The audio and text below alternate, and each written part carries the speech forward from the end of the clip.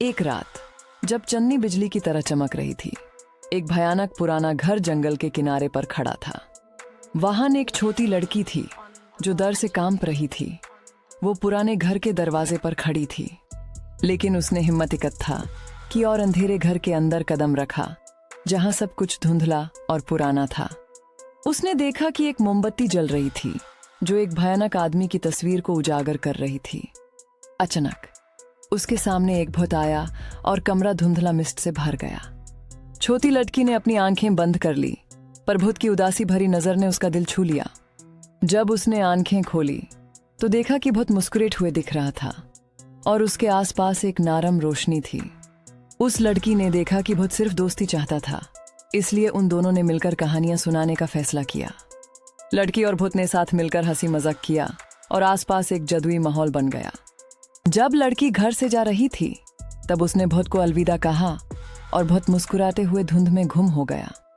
छोटी लड़की खुशी से जंगल के रास्ते घर की तरफ भाग रही थी। चंद उसका रास्ता उजागर कर रहा था।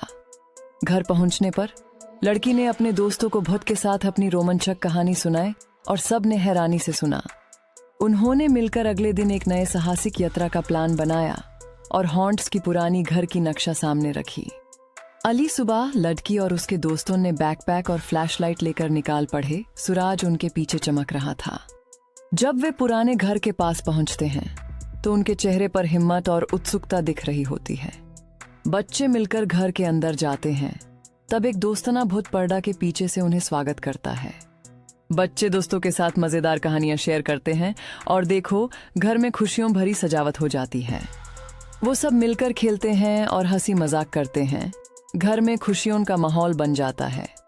फिर उन्होंने एक पिकनिक का प्लान बनाया और मजेदार स्नैक्स के साथ खुशियों का आनंद लिया। उस दिन रात उन्होंने एक डांस पार्टी की और मिलकर नचने लगे।